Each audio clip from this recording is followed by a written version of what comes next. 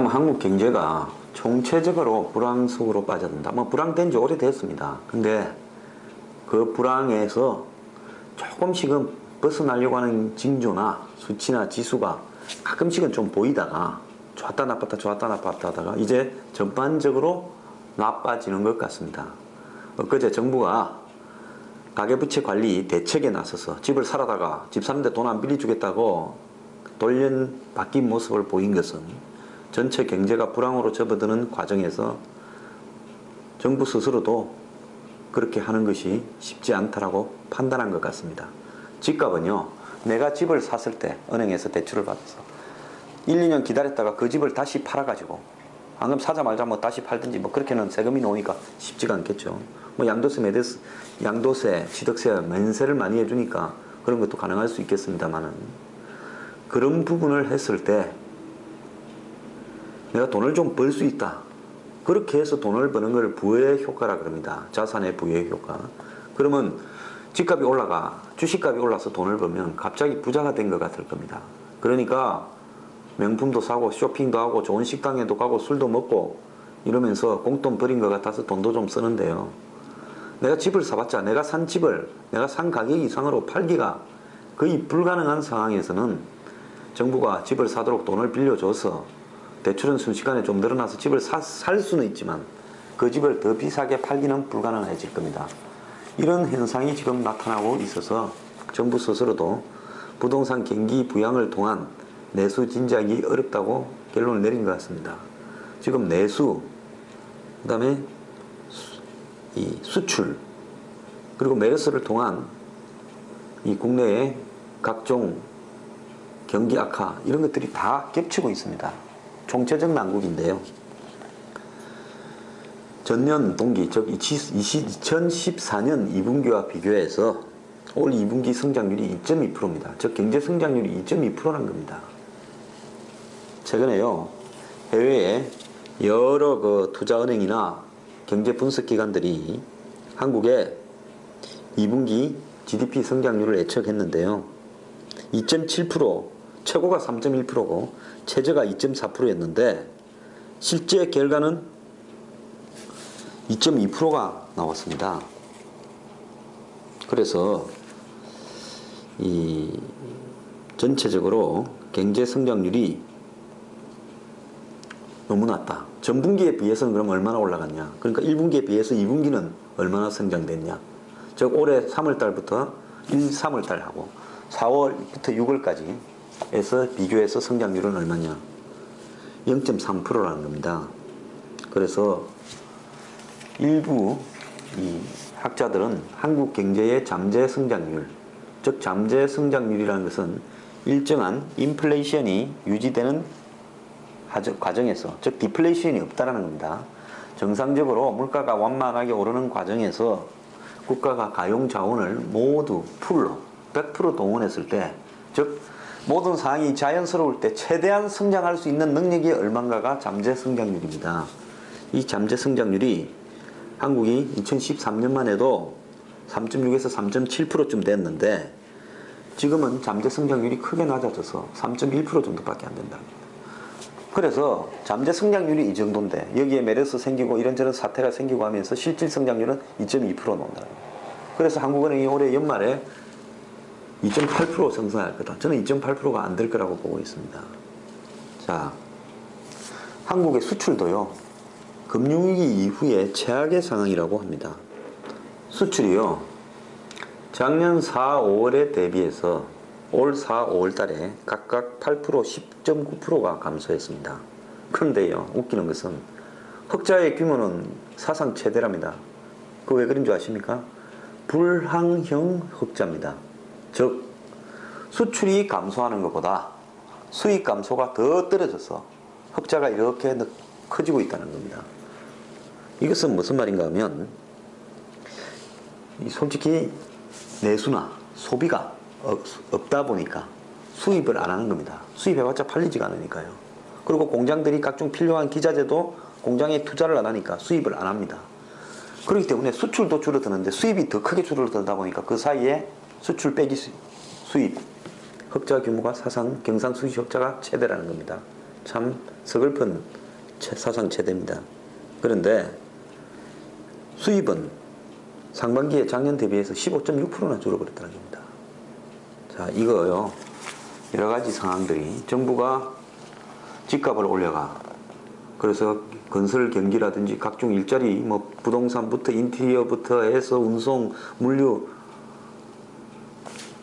그런 일자리들을 창출하고, 그리고 거기에서 돈이 돌고 돌게 만들어 가지고 결국은 그 돈으로 소비를 하도록, 투자를 하도록 이렇게 기대했는데, 돈 좀 빌려줘봤자, 집 좀 사봤자 소비, 투자가 안 늘어납니다.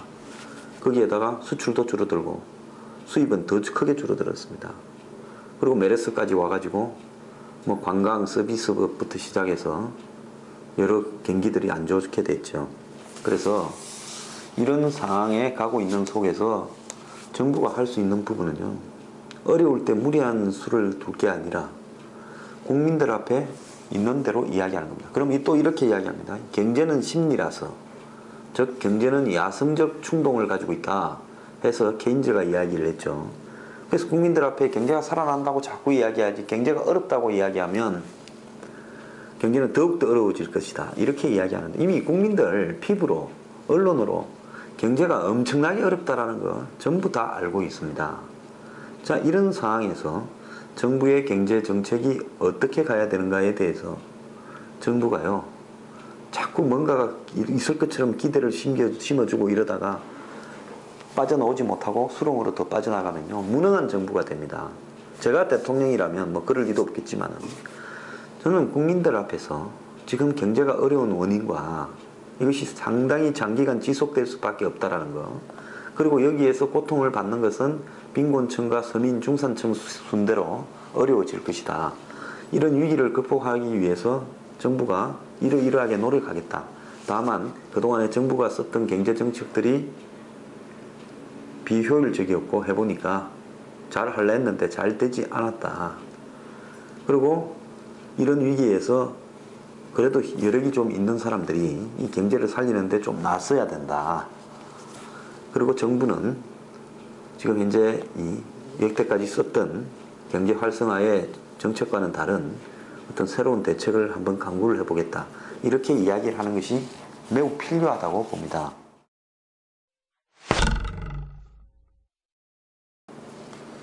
직장인 둘 중에 하나가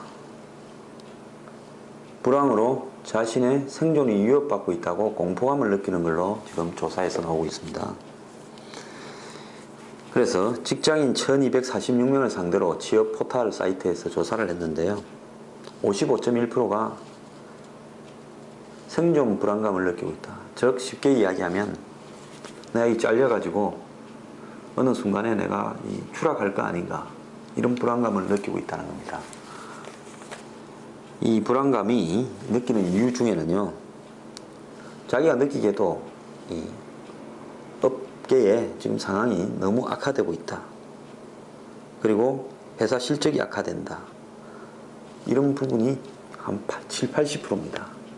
그러니까 내가 뭐 일을 잘못하다, 내가 최근에 실수를 많이 했다, 이런 게 아니라 그냥 업계에, 회사의 상황이 너무 안 좋아지고 있다는 외부적인 요인입니다. 그 다음에요, 이 불안을 얼마나 느끼냐니까 하루에 한 번 내지는 2, 3일에 한 번씩 느낀다는 사람들까지의 비중이에요. 60%에 가깝습니다. 그냥 굉장히 맨날 그걸 의식하면서 산다는 거죠. 그래서 불안감을 느끼는 사람의 한 90%는 건강에 이상이 오고 있다는 겁니다. 다들요, 가장으로서요, 내가 이 회사에서 지금 뭐 나이가 30, 40, 뭐 50대인데 잘리면 다시 직장에 다닐 수 있을까? 이런 불안감이 엄습하는 거죠. 이 속에서 이 직장인들이 엄청나게 고통을 받고 있는 겁니다. 근데요, 앞으로 다가올 어떤 미래는 더욱 어려울 겁니다. 그렇기 때문에 마음 단단히 먹고요, 정말 해탈을 한 채 살아가려고 하는 노력이 필요한 상황인 것 같습니다.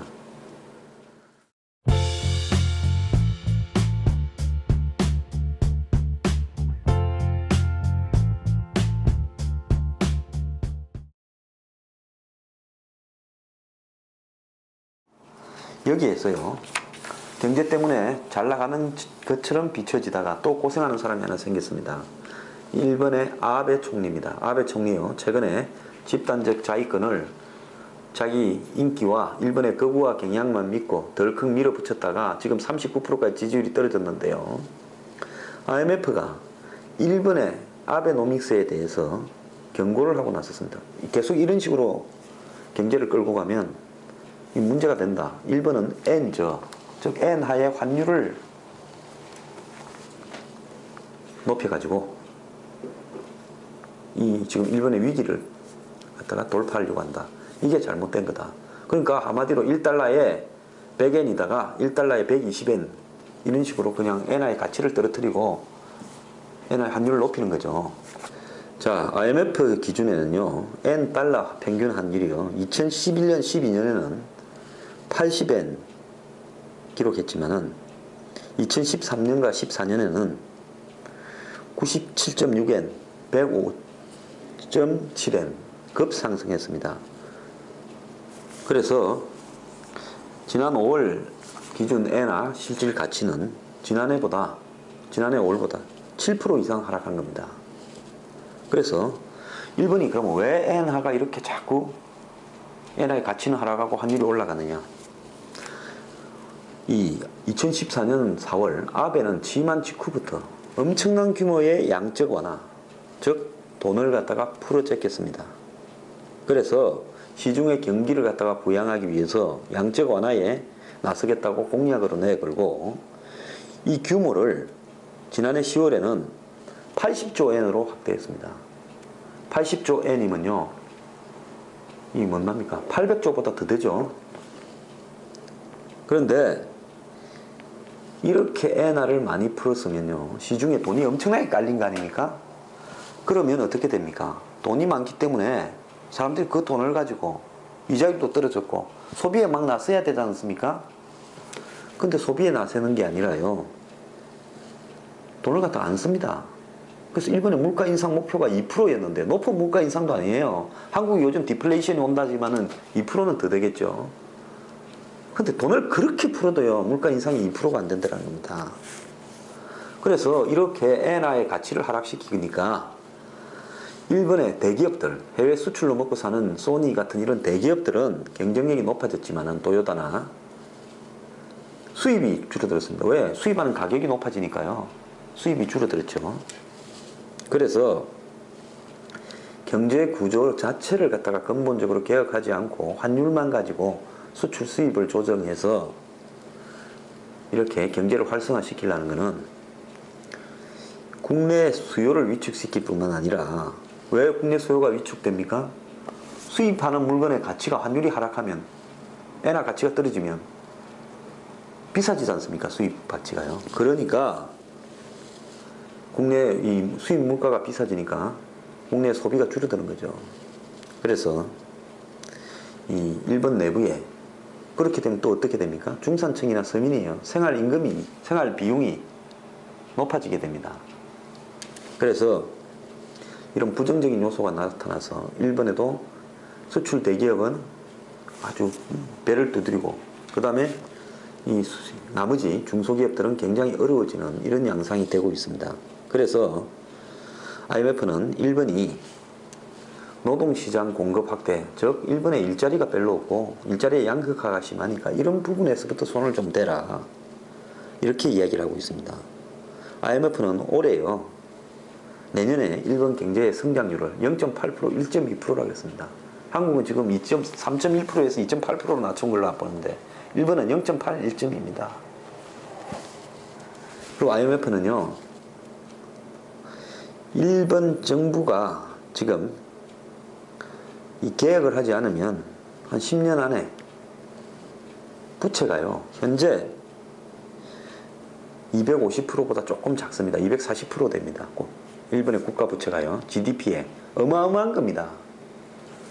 그런데 이대로 나오면 한 10년 조금 지나면 290%까지 갈 거라는 겁니다. 그래서 아베가 한마디로 겁도 없이 돈을 막 찍어내고 풀어가지고 일본 경제를 살리려고 하다가 지금 이것이 잘 안 돌아가고 있다. 제가 몇 번요, 아베가 경제를 살렸다, 일본의 주식 가격이 올라갔다, 부동산 가격이 올라갔다, 수출이 늘어났다 이럴 때마다 아베노믹스 절대로 실패한다. 그 조금 반짝하면 한국에요, 언론들은 그걸 갖고 막 아베노믹스는 찬양합니다. 아베는 이렇게 잘 나가는데 박근혜는 왜 경제에서 전명이냐. 아베가 대기업 경제개혁 전문가를 스카우트 해가지고 아베노믹스의 책임을 맡기가 일본은 지금 잘 나간다, 한국은 언제까지 이렇게 할 거냐, 이런 식으로 비판을 엄청 해왔습니다. 얼마 전까지 또 아베 잘 나간다 또 그 소리 나왔지 않습니까? 한때 잠잠하다가요. 근데 세상에 공짜가 없습니다. 경제는요, 전체적인 경제의 실물의 크기가 늘어나야 되는 행태로 가야 거기에서 성장이 가고 거기에서 일자리가 창출되고 거기에서 임금이 올라가고 이렇게 해야 경제가 살아나는 거지. 은행에 가서 돈 찍어내 갖고 풀면, 돈을 풀었다 칩시다, 일본이요 91년에 이제 버블이 붕괴돼 갖고 일본 은행들부터 막 돈을 엄청나게 부동산에 밀어줬다가 다 떼이게 생겼습니다. 그래서 은행들도 많이 망했어요. 일본의 기업들도 숱하게 망했습니다. 그래서 돈을 더 빌리가라고 일본 정부가 돈을 막 찍어내서 빌려가라고 풀었어요. 근데 사람들이요, 돈을 빌리가기는커녕 어려우니까 더 기존에 지고 있는 빚을 갚는데 열중한다는 겁니다. 그 대차 대조표의 함정이라고 하는 유명한 경제 현상이었는데요. 어려우니까 돈을 더 빌리가서 투자도 하고 소비를 해라니까, 그게 아니라 우리는 어려우니까 돈이 생기면 안 쓰고요, 모아갖고 조금 모은 걸 갖고 빚을 자꾸 갚아가더라고요. 그래서 돈을 푼다고 그 돈이 무조건 소비나 투자로 연결되고 그것이 결국 인플레이션을 가져오는 이런 경제 시대는 이제 끝난 겁니다. 저는요, 경제학을 다시 써야 된다고 봅니다. 돈을 풀어도 그 돈이 돌지 않는 걸 고전 경제학에서는 유동성의 함정이라 했는데요. 그 유동성의 함정이라는 것은 미래가 불안하기 때문에 돈을 안 쓰는 겁니다. 다 아는 겁니다. 이게 1, 2년 안에 끝날 일이 아니다. 내가 죽기 전에 개고생하기 싫으면 돈 있는 거 모아놓고 안 써야 되겠다. 있는 것도 안 쓰는데요, 은행에서 돈 빌려가고 공짜로 빌려줍니까? 그거 말라고 빌립니까? 지금 어쨌든 아베는 이제 정치에서는 집단적 자위권 때문에 박살이 나고 있고 경제에서는 아베노믹스가 실패하고 있는데요. 아베가 조금 코너로 몰려야 한국의 과거사나 뭐 위안부 이런 문제에 대해서 사과할 것 사과하고 좀 겸손해질 겁니다. 뭐 아베 고생하는 게 좀 안 됐긴 하지만 잘 돼가는 것 같습니다.